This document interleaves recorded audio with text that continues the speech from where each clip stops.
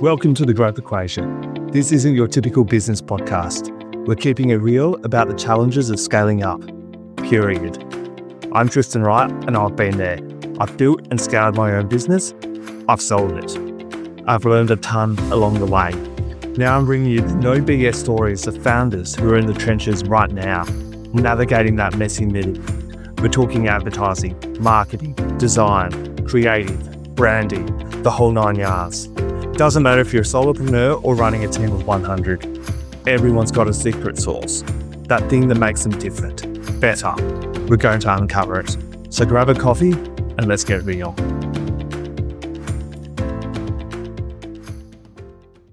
Today we're talking with Sonja from the Search Republic. Welcome, Sonja. Thank you for having me, Tristan. It's great to be here. I'm really looking forward to our conversation today. You've got an amazing book. You've got a really good business, been on a journey, and everything that we've spoken about is what I want to talk about today. First of all, tell us the Search Republic. What is that? Yeah, that's my agency. It's literally found me by accident about 7 years ago. Well, not about 7 years, 7 years ago last Saturday. It was our business birthday.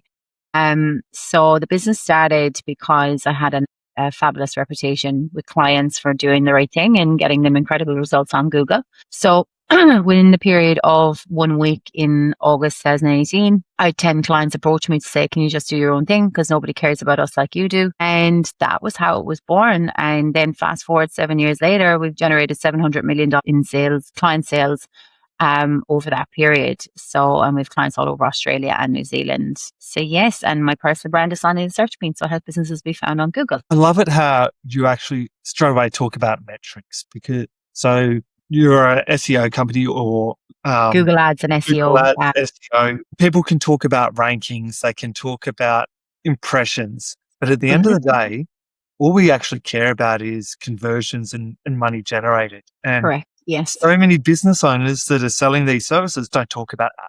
And that's what they don't talk about it because also half these agencies aren't doing the right thing either. So because I know that to be true, because I worked for 3 of them before I went out on my own. And the reality is that everything that we do comes back to return on investment. So what we do very well is we champion Google Ads. So we do incredible Google Ads campaigns for our clients. And then we do SEO as well. And obviously YouTube ads is part of Google.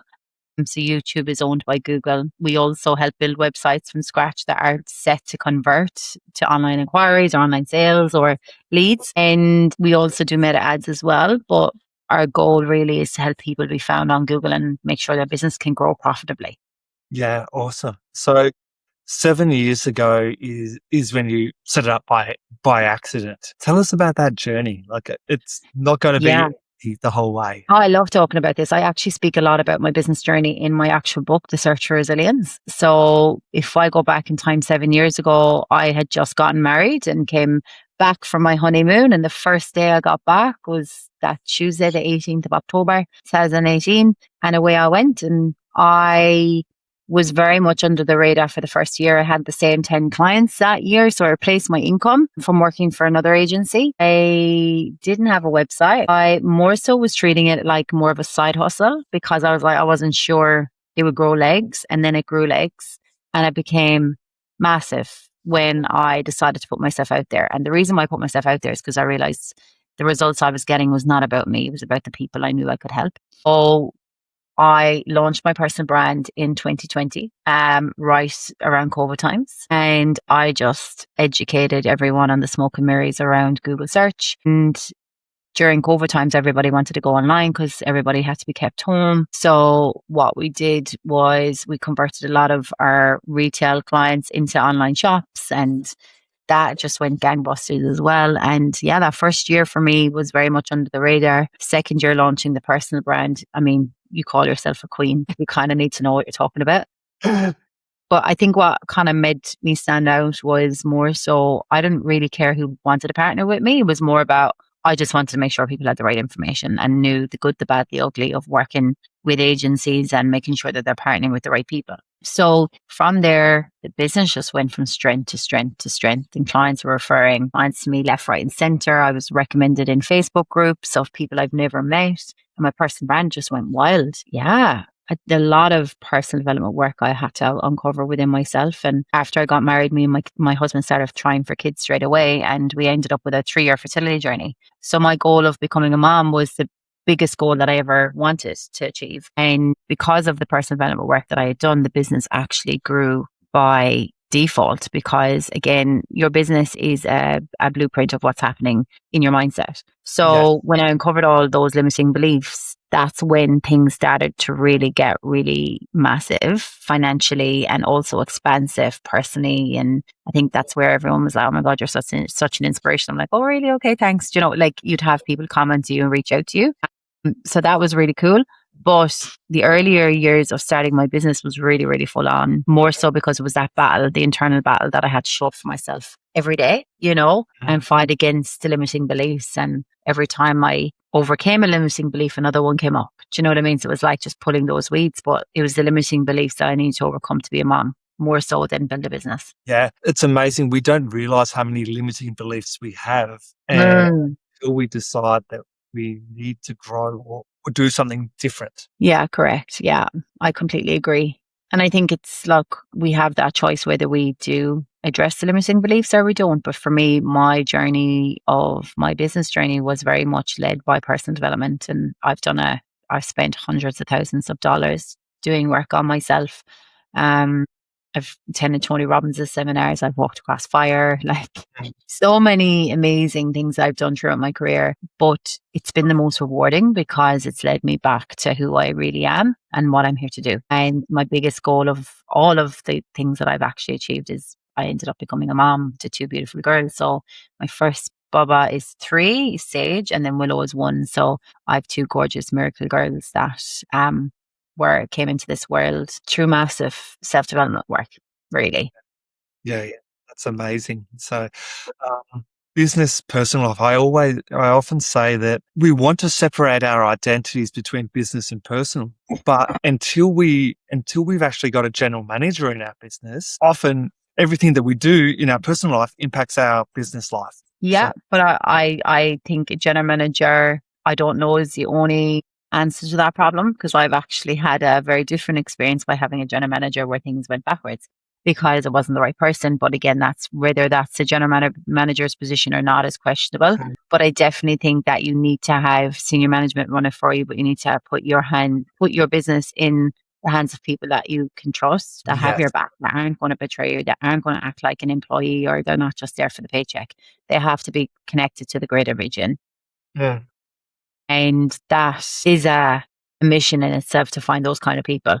Yes. Yeah. And it might take 2 or 3 attempts as well, because Completely. you're learning along the way. Oh, completely. Absolutely. So from the business side of things, so you've been Tony Robbins seminars, all of that. What is I've it done actually? every personal development modality under the sun, you name it. I've done it. Breathwork, psychedelics. I speak a lot about psychedelics in my book, and what I've done with psychedelics and Tony Robbins, and God, what else have I done? Kinesiology, neurofeedback, energy work, Reiki. There's been so much. Yeah. Yeah. And some of it you take something from, and others you won't take a lot from, or you'll do it, you learn I it was all in. today. But it might be in 6 months or 2 years until you realize that you actually took something from that and you implemented it. Now I've taken something from every work that I've done. I'm the type of person, you go hard, you go home. You know what I mean? Like, and I'm always a student of my life. So it's like, what is life trying to show me? Do you know? So like any bit of work that I've done, I've taken tremendous amount of value from. Yeah.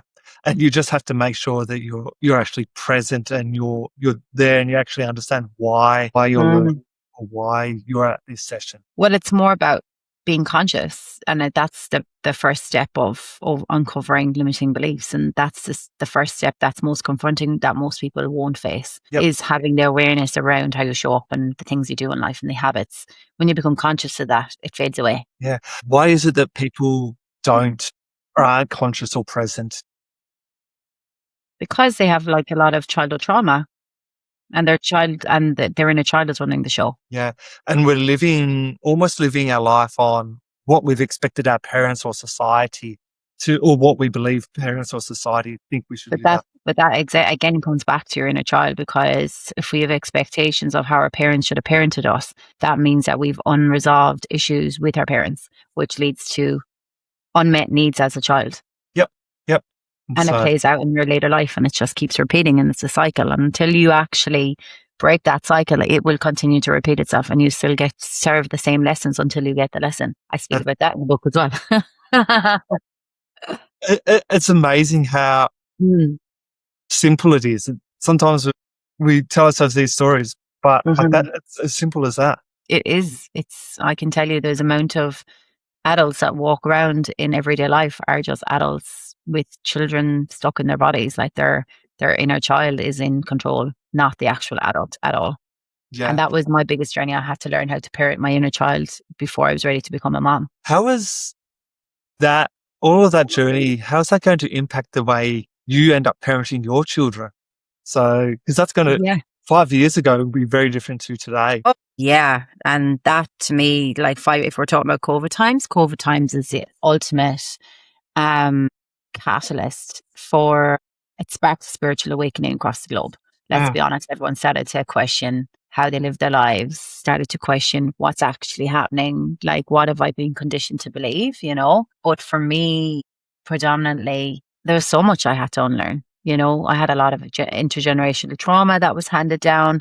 And I think when we become parents, we have this opportunity to pour so much love and compassion and empathy. And our job is to raise kids that are emotionally mature and are able to express themselves. And the first 0 to 7 years of their life is absolutely crucial, because that's where their foundational beliefs are formed on how they view the world, their self-esteem, how they value themselves, how they're to show up in every situation. So being present and being there for those moments and actually prioritizing that is what sets and that comes back to even the choices that you make as a parent. Like, where are you going to homeschool? Are you going to send them to mainstream schooling? Are you looking at Steiner schools? Like all of those things, because schooling alone, if we think about schooling, it's a system that was designed to create workers, not necessarily a system designed to educate. Yes, educate, but we want everyone to think the same. Everyone needs to have these grades, or they're below this, below that.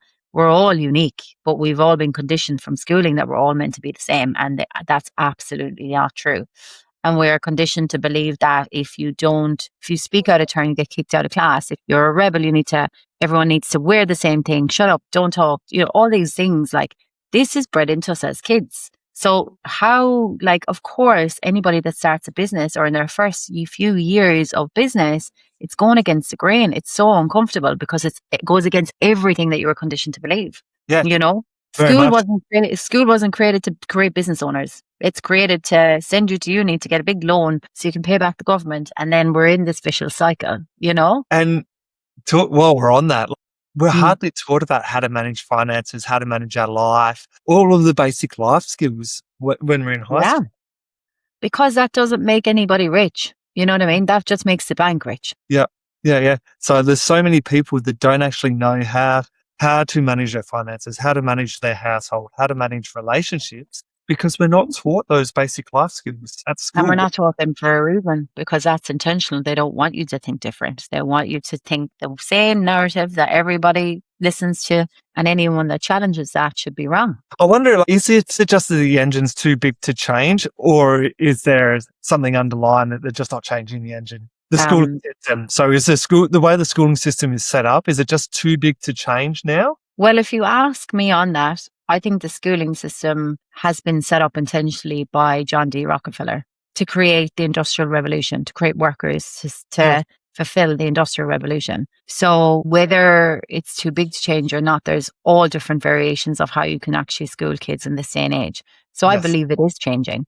And I believe when parents start waking up to the fact that schooling is actually detrimental to the self-esteem and dreams and aspirations of kids today, they would think differently. But at the same time, the beast itself that is school is owned by the government.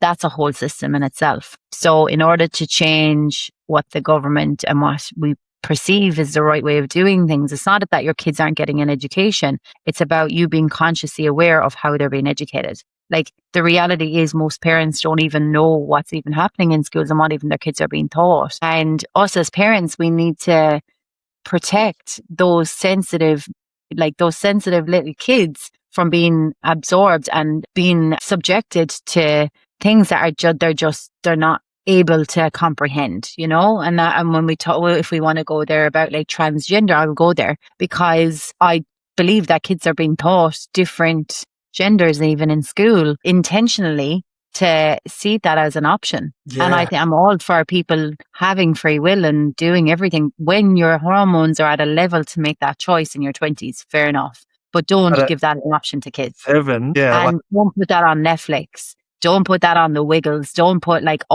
you're subjecting kids' their innocent brains to then give them an option. They're pushing transgender hard in America because, they want people to not procreate. You know what I mean? And it's a scary world. Like, our minds aren't mature enough to understand those concepts at 7 or 8 or 9. Completely.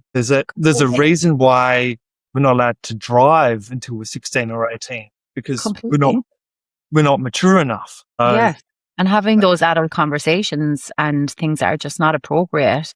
And this comes back to parenting, like the generation that we live in as well. Like, there is a lot of absent parents out there that forget the basic needs of kids when it comes to putting screens in front of them to shut them up like that. That has detrimental impact, of how their brains develop and how they see the world, But Yep. I do think if we want to see a better world, we do obviously need to look within ourselves and heal our own trauma, because there's no point wishing for peace on earth outside of ourselves if we're not willing to do the inner work within ourselves. We've got to start with ourselves first, because Completely. if we don't start with ourselves, we can't complain about others' actions. Absolutely. Because anytime you point a finger outwards, you're actually pointing a finger at yourself because you're not willing to take accountability internally. Yeah.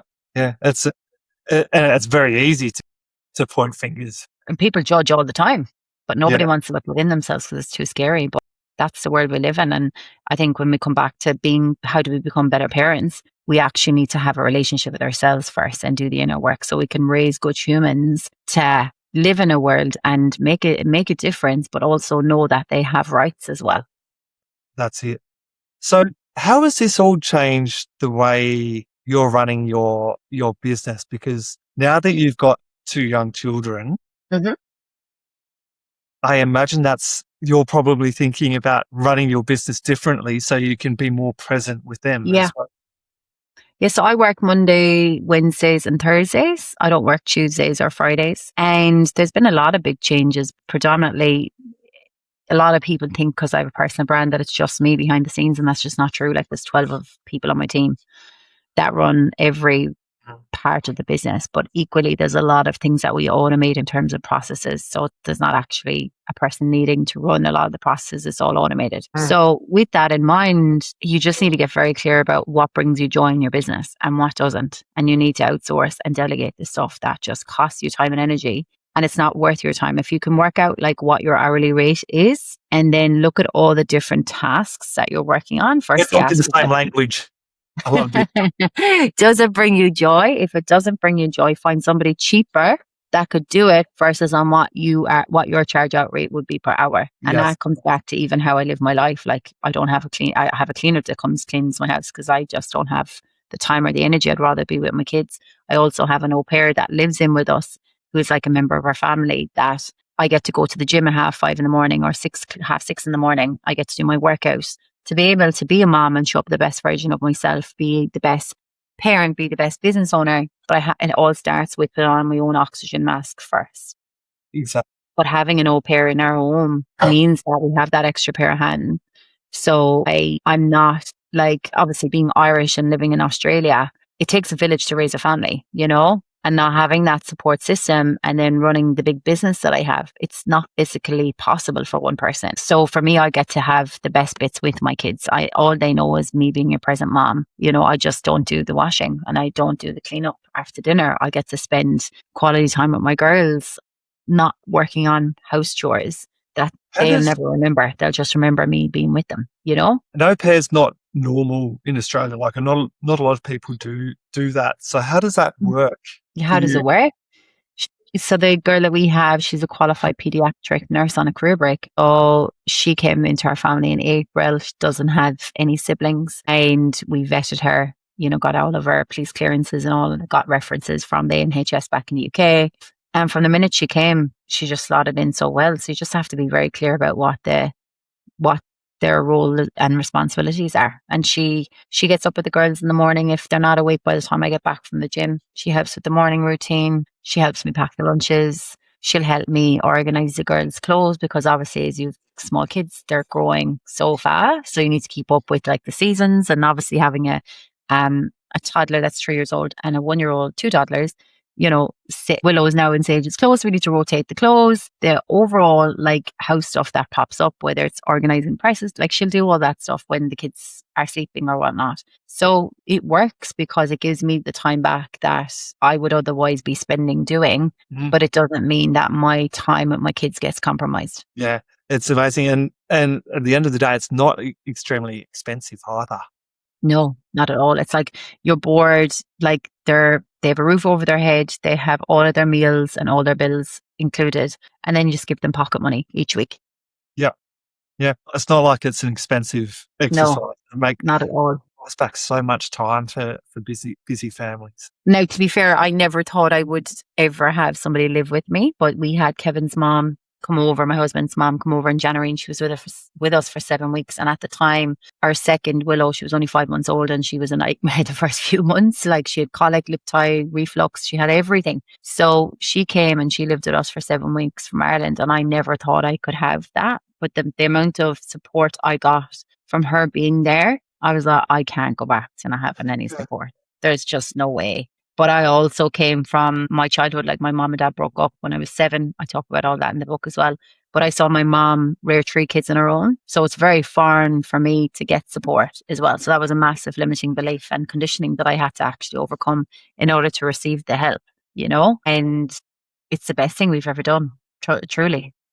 Yeah. Yeah. It's a life changer. Yes. So we've got to talk business for a bit. Yeah. What are you seeing in the industry at the moment? What's from a delivery standpoint? What are the trends? What's changing? What's important right now? In terms of business, or in terms of Google, or in terms of?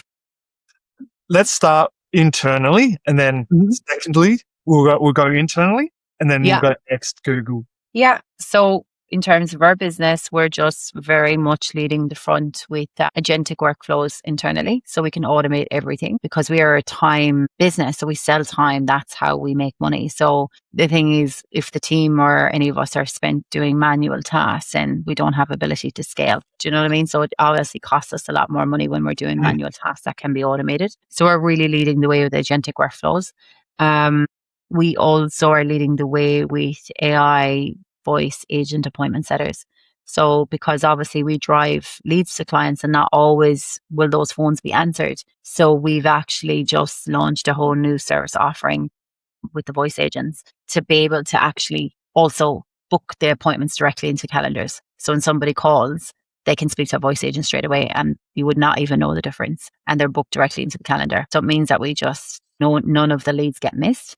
And to me, it's just about capitalizing internally and making sure we can scale at speed, but also efficient. That's where we're at. Like everything that we have in the business works like clockwork. Like there's a SOP for everything. We have a knowledge base on how to do everything in the business. So it's not chaos. All of our systems are really like a well-oiled machine, But in terms of changes I'm seeing outwardly as well, like there's a lot of change going on at the moment in Australia around social media. I think what we've all seen the last few days is the AWS server crash, which is scary because if we're looking at what's happening in the world and this whole digital ID stuff that they're trying to push here as well in December, when we think about that having a crash like that at the internet and then everything's on digital, that leaves everyone vulnerable, and they have no access to cash. No access to anything. Like people need to wake up and know that relying solely on the internet is no longer a plan. But what I'm seeing with social media, the social media ban for under 16-year-olds. I believe that that is a plan to bring in to be positioned as a good thing. And it's to then what people will have to do is conform to digital ID in order to use social media, which is a trick, you know? So what I'm seeing there, I think there's going to be a lot of businesses that are going to be very vulnerable in the next few months, specifically if they rely heavily just on social media to drive their business forward. So I do see that with AI and chat engines and artificial intelligence and answer engine optimization, AEO, like there's so much amazing stuff happening there. Yeah. We as a business optimize for large language models. So when we talk about SEO, we basically optimize the website for Google as a search engine, as well as Bing and Yahoo, even though Google has 92.29% of the market share in terms of search engines. However, when we're looking at answer engines like ChatGPT, Claude, Perplexity, what we do in our SEO process is also we're optimizing for the chat engines to make sure that they can also be picked in the chat engine. So Google gets you found, answer engines get you picked, and making sure that we're fully future proofing there, because what's coming next year will be ChatGPT ads as well, which will be all over. So that's coming too. So there's lots. They've just started doing testing, opening up like beta accounts for OpenAI. Yeah.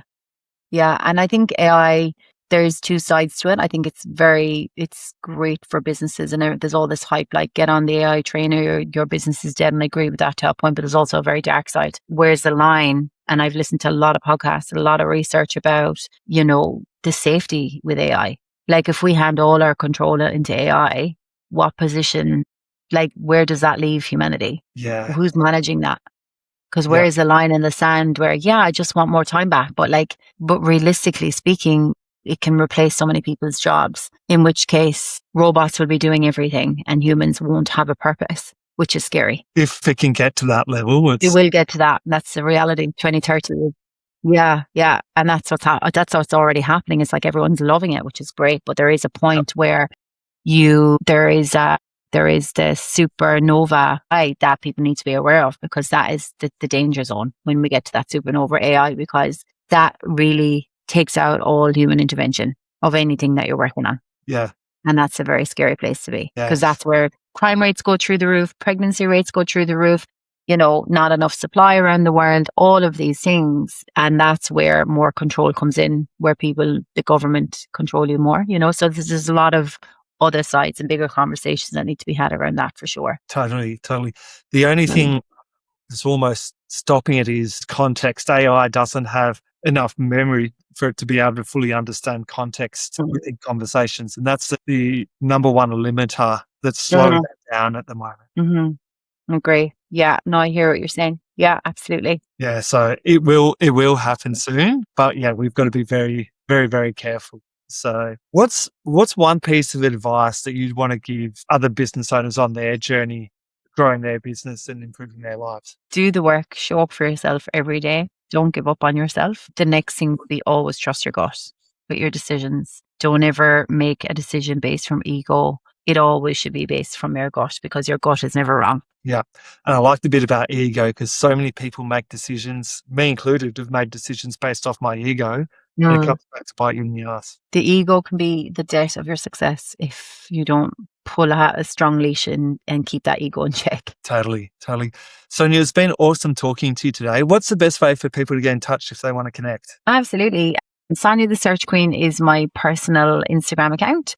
You can find me there. My DMs are always open, or you can find a copy of my book in all major bookstores across Australia and New Zealand. It's also available on Audible as of last Friday. So you can buy my book on Audible, or you can buy it online as well if you're a reader. But slide into my DMs and say hi. Awesome. Thank you very much, Sonja. Have a great day. So welcome. Thanks, Tristan. That's a wrap. Thanks for tuning into The Growth Equation. If you've enjoyed the show, hit that subscribe button and leave a review. It helps us big time. Catch you next time. And if you want more, head over to evolvetogrow.com.au for show notes and exclusive content.